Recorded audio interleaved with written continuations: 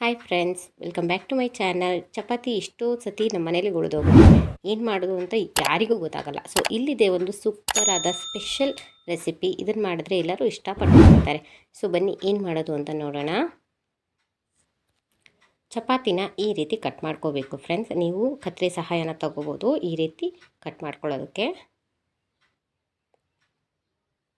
ಇಲ್ಲಿ ಒಲೆ ಹಚ್ಚಿ ಒಂದು ಬಾಣಲಿ ಇಡ್ತಾ ಇದ್ದೀನಿ. ಸೊ ಬಾಣಲಿಗೆ ಎಣ್ಣೆ ಹಾಕ್ಕೊಂಡೆ. ಇನ್ನು ಯಾರೆಲ್ಲ ನಮ್ಮ ಚಾನಲ್ನ ಸಬ್ಸ್ಕ್ರೈಬ್ ಮಾಡ್ಕೊಂಡಿಲ್ಲ ಈಗಲೇ ಸಬ್ಸ್ಕ್ರೈಬ್ ಮಾಡ್ಕೊಳ್ಳಿ. ಸೊ ಎಣ್ಣೆ ಚೆನ್ನಾಗಿ ಕಾಯಬೇಕು. ಎಣ್ಣೆ ಕಾದ್ಮೇಲೆ ಈಗ ಇದಕ್ಕೆ ಸಾಸಿವೆ ಹಾಕ್ಕೊಂಡಿದ್ದೀನಿ. ಸಾಸಿವೆ ಚಟಪಟ ಅನ್ನಬೇಕು. ಸಾಸಿವೆ ಚಟಪಟ ಅಂತ ಅಂದಮೇಲೆ ಈಗ ಇದಕ್ಕೆ ಉದ್ದುದಾಗಿ ಹೆಚ್ಚಿಟ್ಕೊಂಡಂಥ ಈರುಳ್ಳಿನ ಆ್ಯಡ್ ಮಾಡ್ಕೊಂಡಿದ್ದೀನಿ. 2ರಿಂದ 3 ಈರುಳ್ಳಿ ತಗೊಳ್ಳಿ, ತುಂಬ ಚೆನ್ನಾಗಿರುತ್ತೆ.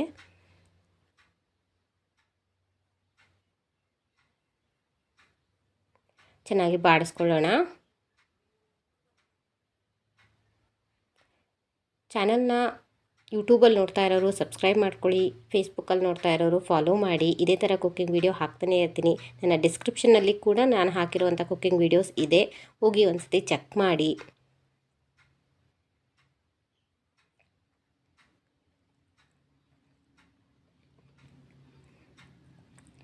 ಈರುಳ್ಳಿ ಫುಲ್ಲು ಸಾಫ್ಟ್ ಆಗಬೇಕು ಫ್ರೆಂಡ್ಸ್. ಸೊ ಸಾಫ್ಟ್ ಆಗೋ ತನಕ ಇದೇ ರೀತಿ ಫ್ರೈ ಮಾಡ್ಕೊಳ್ಳೋಣ.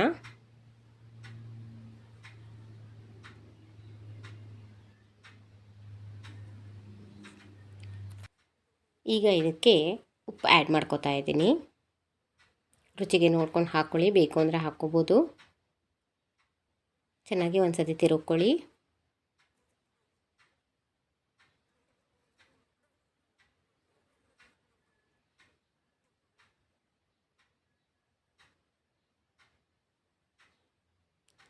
ಅಚ್ಚ ಖಾರದ ಪುಡಿ ಹಾಕ್ತಾಯಿದ್ದೀನಿ. ಖಾರಕ್ಕೆ ಧನಿಯಾ ಪುಡಿ ಹಾಕಿದ್ದೀನಿ.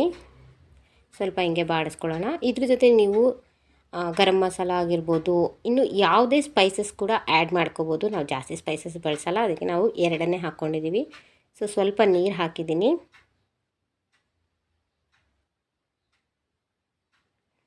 ನೋಡಿದ್ರಲ್ಲ ಯಾವ ಥರ ಬೆಂದಿದೆ ಅಂತ.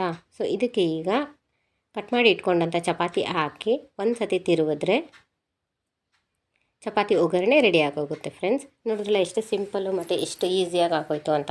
ಸಂಜೆ ಹೊತ್ತಂತೂ ಇದು ತಿನ್ನೋಕ್ಕೆ ತುಂಬಾ ಚೆನ್ನಾಗಿರುತ್ತೆ. ಬಿಸಿ ಬಿಸಿ ಸರ್ವ್ ಮಾಡಿದ್ರೆ ಮಕ್ಳಿಗೂ ಇಷ್ಟ ಆಗುತ್ತೆ. ಎಷ್ಟು ಚೆನ್ನಾಗಿರುತ್ತೆ ಅಂದರೆ ಅವ್ರು ಇನ್ನೂ ಒಂದು ಸತಿ ಮಾಡಿ ಕೊಡಿ ಮಮ್ಮ ಅಂತ ಕೇಳ್ತಾರೆ, ಅಷ್ಟು ಚೆನ್ನಾಗಿರುತ್ತೆ.